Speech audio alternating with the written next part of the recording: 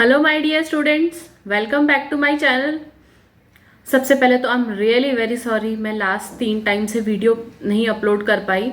कुछ technical reasons चल रहे थे जिसकी वजह से पॉसिबल नहीं था मेरा वीडियो अपलोड करना। बट अब आगे से मेरी वीडियोस आपको हमेशा टाइम पे मिलेंगी, Monday, Wednesday and Friday. Every week मैं मंडे, वेडनेसडे एंड फ्राइडे को वीडियोस पोस्ट करूँगी। ओके, तो चलिए बात करते हैं हम अकाउंटिंग टर्म्स की। लास्ट वीडियो में हमने अकाउंटिंग टर्म्स के बारे में पढ़ा था। अब आज हम उसी को कंटिन्यू करने वाले हैं। वही अकाउंटिंग टर्म्स आगे और भी बहुत सारी हैं, उनको हम आज डिस्कस करेंगे इस वीडियो में। तो चलिए वीडियो स्टार्ट करते हैं। नेक्स्ट पॉइंट है हमारा लॉस, LOSS लॉस। लॉस क्या होता है? जब हमारे एक्सपेंसेस ज्यादा होते हैं और हमारी इनकम कम होती है तो हमें लॉस होता है। तो हमारा लॉस का फॉर्मूला हो जाएगा यहाँ पर, loss is equal to expenses minus revenue. यानी कि जो हमारे पास जो रेवेन्यू जनरेट हुई, जितना पैसा हमने इकट्ठा किया है और उस पर हमारे एक्सपेंसेस ज्यादा है तो हमें लॉस होगा। अगर हमारा रेवेन्यू ज्यादा है और हमारे एक्सपेंसेस कम है तो हमें क्या होता है? प्रॉफिट होता है हमें। इसी तरह से उसका अपोजिट हो गया, लॉस क्या होगा? जब हमारे एक्सपेंसेस ज्यादा होंगे और हमारी रेवेन्यू जनरेशन कम होगी तो हमें लॉस होता है। ठीक है, नेक्स्ट पॉइंट आता है हमारा परचेजेस।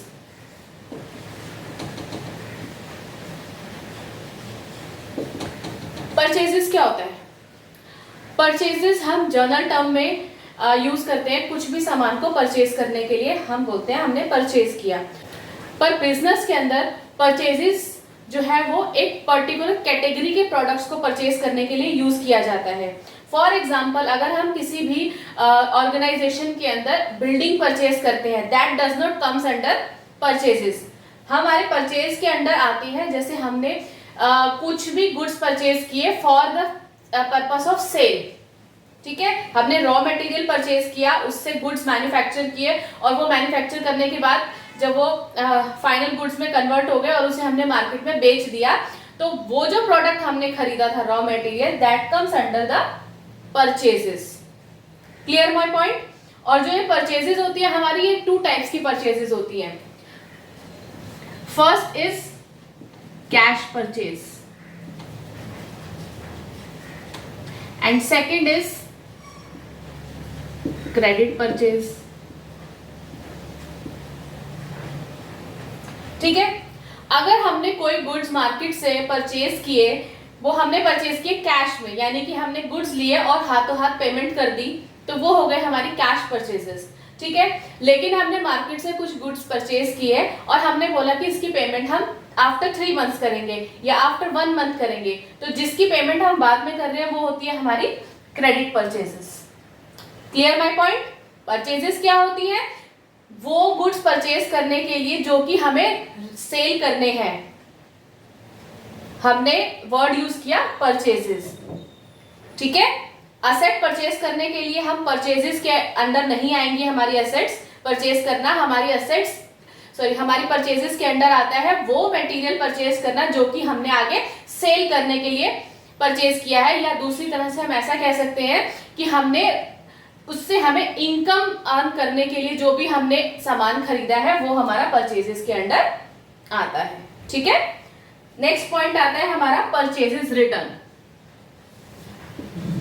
जिस तरह से परचेज होती है, हमने सामान खरीदा, अब उसमें क्या होता है कि कुछ सामान ऐसा हुआ जो हमारा बच गया।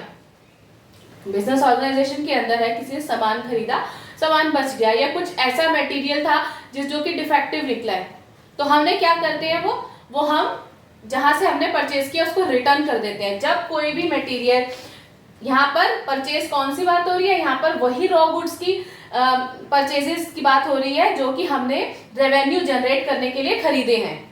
ठीक है, तो जब हमने कुछ ऐसे गुड्स थे जो कि डिफेक्टिव निकले और हमने वो वापस कर दिए, तो वो हमारा आता है परचेजेस रिटर्न के अंदर। ठीक है, परचेजेस रिटर्न को हम बोलते हैं, एक टर्म और भी यूज होती है, रिटर्न आउटवर्ड।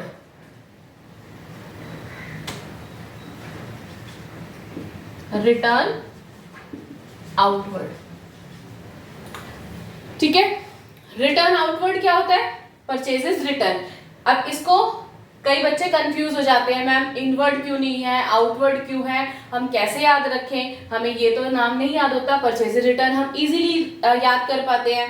तो ऐसा है कि उसको याद करने की मैं आपको एक ट्रिक बता रही हूँ। अभी देखो क्या है, हमने परचेज किया, गुड्स हमारे पास आए, ठीक है, हमने उस गुड्स में से कुछ गुड्स रिटर्न किए किसी भी रीजन से, तो वो गुड्स क्या हुआ, बाहर गए, मतलब आउट, तो रिटर्न आउटवर्ड। क्योंकि एग्जाम के अंदर जब भी आपके पास क्वेश्चन आएंगे ना, तो उसमें रिटर्न आउटवर्ड भी यूज हुआ हो सकता है वर्ड, और परचेजेस रिटर्न भी यूज हो सकता है। तो इसके लिए आपको ये दोनों नाम इनके याद रखने पड़ेंगे। Clear my point? Return outward मतलब जो रिटर्न बाहर जा रही है। अब कौन सी, हमने परचेज किया था तभी तो उसको हम रिटर्न कर रहे हैं, रिटर्न बाहर जा रही है, रिटर्न आउटवर्ड, ठीक है। उसके बाद नेक्स्ट टर्म हमारी आती है सेल्स।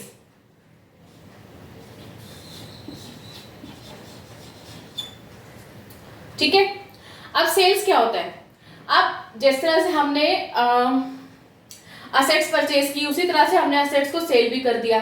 तो वो जो असेट हमने सेल किया है, कभी भी हमने जब भी हमने सेल किया तो वो भी हमारी सेल्स के अंदर नहीं आती। सेल्स के अंदर सिर्फ वही गुड्स आते हैं जो कि हमने रेवेन्यू जनरेट करने के पर्पज से बेचे हैं, ठीक है। कोई भी गुड्स जब हम रेवेन्यू जनरेट करने के पर्पज से, यानी इनकम जनरेट करने के पर्पज से सेल करते हैं, तो वो हमारे आते हैं सेल्स के अंडर, ठीक है। जिस तरह से परचेजेस हमारी 2 टाइप्स की होती है, उसी तरह से हमारी सेल्स भी 2 तरह की होती है, कैश सेल्स और क्रेडिट सेल्स, ठीक है। कैश सेल्स क्या होती है? जब हमने किसी को गुड्स सेल किए और हमारे पास उसी टाइम पे पेमेंट आ गई, तो वो हमारी कैश सेल्स हो गई, यानी कि हमने कैश में सेल कर दिए गुड्स। और कुछ हमने ऐसी सेल्स की हैं जिसकी पेमेंट हमें 2-3 महीने बाद आनी है, तो वो आती है हमारी क्रेडिट सेल्स के अंदर। Clear my point? आपको इस वीडियो में अगर कुछ भी ऐसा पॉइंट है जो नहीं समझ में आ रहा हो, आप मुझे कमेंट करके बताना, मैं उसको आपको दोबारा से समझाऊंगी, ठीक है। तो चलिए नेक्स्ट पॉइंट आता है हमारा, जिस तरह से सेल्स परचेज रिटर्न होती है, उसी तरह से एक सेल्स रिटर्न भी होती है हमारे पास, ठीक है। 17 पॉइंट आता है हमारा सेल्स रिटर्न। अभी जिस तरह से हमने किसी से कुछ परचेज किया और उसमें से कुछ सामान डिफेक्टिव निकला, तो हमने वो वापस कर दिया, उसी तरह से ऐसा भी हो सकता है ना कि जब हमने किसी को गुड्स सेल किए और वो गुड्स इन ट्रांजिट रास्ते में कुछ खराब हो गए, या उस गुड का कुछ ऐसा पर्टिकुलर डिजाइन उसको नहीं पसंद आया, या किसी भी रीजन से सेल, अगर कोई भी हमें गुड्स वापस कर रहा है, तो वो हमारे लिए क्या है, सेल्स रिटर्न, क्योंकि हमने वो गुड्स सेल किए थे और आज हमारे पास वो रिटर्न आ रहे हैं, ठीक है। जिस तरह से परचेजेस रिटर्न का एक और नाम होता है, सेल्स रिटर्न का भी एक और नाम होता है, और उसका नाम होता है रिटर्न इनवर्ड।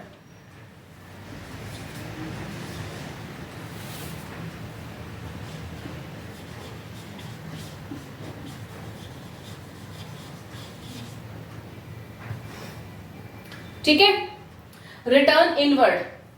अब यहीं पर बच्चे कंफ्यूज होते हैं, रिटर्न आउटवर्ड को वो सेल्स रिटर्न मान लेते हैं और रिटर्न इनवर्ड को कभी परचेजेस रिटर्न में डाल लेते हैं। तो आपको ये ट्रिक जो मैंने आपको बताई है वो अपने माइंड में ध्यान से बिठा लो कि जब भी हमने गुड्स सेल किए, सेल करने के बाद गुड्स हमारे ऑर्गेनाइजेशन से बाहर चले गए, उसके बाद हमारे पास वापिस आ रहे हैं, कभी किसी भी रीजन से अगर वापिस आ रहे हैं तो इन आ रहे हैं ना, तो रिटर्न इनवर्ड, सेल्स रिटर्न या रिटर्न इनवर्ड, ठीक है। और परचेजेस भी क्या होता है, हमने परचेज किया था, हम किसी को दे रहे हैं, तो हमारे ऑर्गेनाइजेशन से बाहर जा रहे हैं, तो वो आउटवर्ड होते हैं। तो इन दोनों वर्ड्स में कंफ्यूज नहीं होना, इसी ट्रिक को ध्यान रखो, इन और आउट। अगर ये आपको अच्छे से समझ आ गए ना, इन कब है और आउट कब है, तो आपकी कभी भी मिस्टेक नहीं होगी इस चीज को लेकर कि सेल्स रिटर्न क्या है और परचेज रिटर्न क्या है, ठीक है। चलिए नेक्स्ट पॉइंट करते हैं। नेक्स्ट पॉइंट है हमारा गुड्स। गुड्स क्या होते हैं? गुड्स वर्ड आपने मेरे मुंह से कई बार सुना होगा। गुड्स का मतलब होता है वो सामान जो कि हम अपने ऑर्गेनाइजेशन में सेल करने के लिए परचेज कर रहे हैं, वो होते हैं हमारे गुड्स, यानी जिनको खरीद कर आगे हम बेचेंगे तो हमारी रेवेन्यू जनरेशन होगा, तो वो होते हैं हमारे गुड्स। ठीक है, अब ये गुड्स को हम बोल सकते हैं physically item purchased for organisation. हमने फिजिकली आइटम्स जो ली हैं अपने ऑर्गेनाइजेशन के लिए, उसको हम गुड्स बोलेंगे। ठीक है, फॉर एग्जांपल एक साइकिल बनाने की फैक्ट्री है, अब उन्होंने क्या किया, साइकिल बनाने के लिए पैडल कहीं से खरीदा और चेन कहीं से खरीदी, और उसके जो सरिये होते हैं वो कहीं और से खरीदे, जो भी उसको बोलते हैं। ठीक है ना, तो अब क्या है, ये सारे क्या है उस ऑर्गेनाइजेशन के लिए, उसके लिए वो सब रॉ मटेरियल है, तो उसको वो बोलते हैं गुड्स। वो रॉ मटेरियल जो उन्होंने परचेज किया है, फिर उसको असेंबल करके एक फाइनल प्रोडक्ट बनाकर वो मार्केट में बेचेंगे, तो वो होंगे हमारे गुड्स। ठीक है, अभी जो हमने एक एक चीज खरीदी, जैसे रबड़ खरीदा, या हमने सरिये खरीदे, या हमने पैडल खरीदे, हमने चेन खरीदी, तो वो क्या है हमारे पास, वो रॉ मटेरियल है। जब उससे साइकिल बन रॉ गुड्स है। ठीक है, अब उसके बाद जब वो साइकिल बन जाएगी, तो वो साइकिल जब बन जाएगी तो वो क्या होगा, वो हमारे फाइनल गुड्स होंगे। ठीक है, तो ये गुड्स टर्म हम यूज करते हैं मटेरियल के लिए जो कि एक ऑर्गेनाइजेशन के पास पड़ा है रीसेल के लिए। ठीक है, सेल या रीसेल के लिए, यानी फाइनल गुड्स में उसको कन्वर्ट किया और उसके बाद उनको सेल करने जा रहे हैं, और तो वो गुड्स हैं। अगर कोई ऑर्गेनाइजेशन ऐसा है कि जो मैन्युफैक्चर नहीं करता, वो बने बनाए प्रोडक्ट मार्केट से लेता है और उनको सेल करता है, तो उसको बोलते हैं रीसेलिंग। एक बार खरीदे और उसके बाद उसको फिर से बेच दिया, उसमें उन्होंने कुछ नहीं किया, तो उनके लिए वो दोनों ही चीजें गुड्स हैं। जब वो खरीद रहे हैं वो परचेजेस है, जब वो बेच रहे हैं वो सेल्स है, लेकिन उसको नाम गुड्स का ही दिया जाएगा। ठीक है, फिर उसके बाद हमारे पास नेक्स्ट पॉइंट आता है स्टॉक।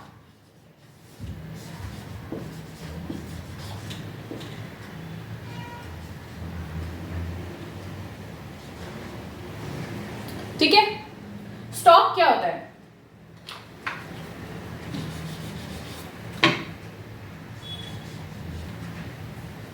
ठीक है, स्टॉक क्या होता है? वो टेंजिबल असेट जो कि ऑर्गेनाइजेशन के पास पड़ी है सेलिंग के लिए, उसको हम स्टॉक बोलते हैं। अभी जैसे मैंने आपको बताया, गुड्स क्या होता है, फिजिकल प्रोडक्ट्स जो एक ऑर्गेनाइजेशन के पास पड़े हैं सेलिंग के लिए, वो गुड्स हैं हमारे। अब वो गुड्स है, अब कितनी क्वांटिटी में वो पड़े हैं, सपोज रॉ मटेरियल है, वो नंबर्स में काउंट करते हैं। एक ऑर्गेनाइजेशन, उन्होंने बोला कि हमारे पास 100 चेन्स पड़ी है, 200 पैडल्स पड़े हैं हमारे पास, ठीक है, 500 ये ग्रिल्स पड़े हैं साइकिल बनाने के लिए, तो वो क्या है, अब जो जब उसको काउंट कर लिया तो that is called the stock. ठीक है, तो हमारे ऑर्गेनाइजेशन में इतना इतना सामान पड़ा हुआ है, रॉ मटेरियल पड़ा हुआ है, तो वो क्या है, वो होता है हमारा स्टॉक। गुड्स का जो भी हमारे पास स्टॉक पड़ा है उसको हम स्टॉक बोलते हैं। इसमें हमारा जो स्टॉक होता है वो दो टाइप का होता है।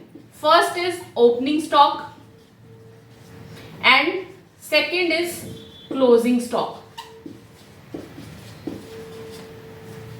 ठीक है, ओपनिंग स्टॉक क्या होता है, हमने फाइनेंशियल ईयर की स्टार्टिंग में जो भी हमारे पास स्टॉक पड़ा है, आपको पता है हमारा फाइनेंशियल ईयर जो है वो हमारा अप्रैल टू मार्च स्टार्ट होता है इंडियन सिस्टम के according.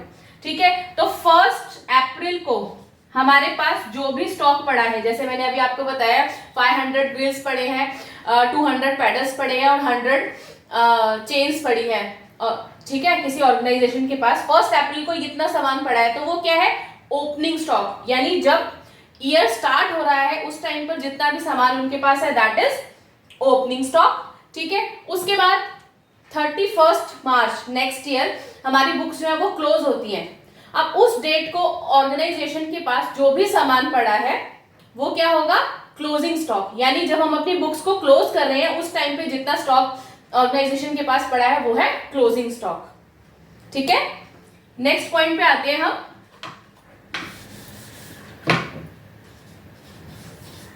Next point is debtors.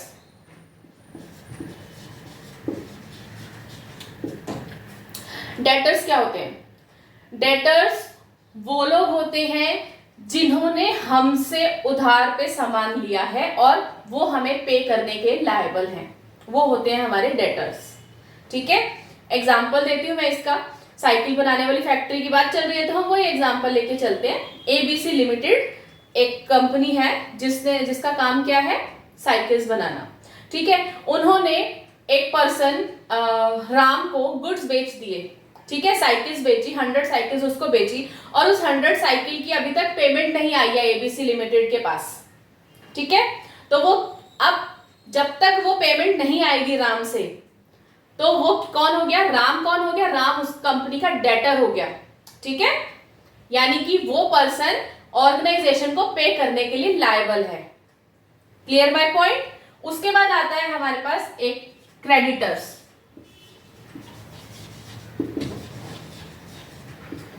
Creditors कौन होते हैं, वो लोग जिनको ऑर्गेनाइजेशन पे करने के लिए लायबल है। हमने क्रेडिटर्स के बारे में पहले भी पढ़ा हुआ है अपने लास्ट वीडियोस में, कई वीडियोस में मैंने आपको बताया क्रेडिटर्स कौन होते हैं, लायबिलिटीज क्या होती हैं। तो उसी तरह यहां पर मैं आपको दोबारा समझा देती हूं। क्रेडिटर्स वो लोग होते हैं जिसको ऑर्गेनाइजेशन लायबल है पे करने के लिए। जिस तरह से हमने किसी को उधार पे माल बेचा तो हमने हो सकता है ना कि हमने भी किसी से उधार पे माल लिया हो, हम जब तक उसको पे नहीं कर देंगे वो हमारा क्रेडिटर रहेगा। ठीक है ना, वो हमारा क्रेडिटर रहेगा जब तक हम उसको पे नहीं कर देते। तो ये होते हैं हमारे डेटर्स एंड क्रेडिटर्स। ये जो डेटर्स होते हैं ये कंपनी की असेट होते हैं। क्यों? क्योंकि उनसे हमारे पास पैसा आना है। ठीक है, और जो क्रेडिटर्स होते हैं वो कौन होते हैं, वो हमारी कंपनी के लायबिलिटीज होते हैं। क्यों? क्योंकि organisation is liable to pay a particular amount to that person. ठीक है ना, हमने उसको वो अमाउंट पे करना है तो वो हमारी लायबिलिटी है जब तक हम उसे पे नहीं कर देते।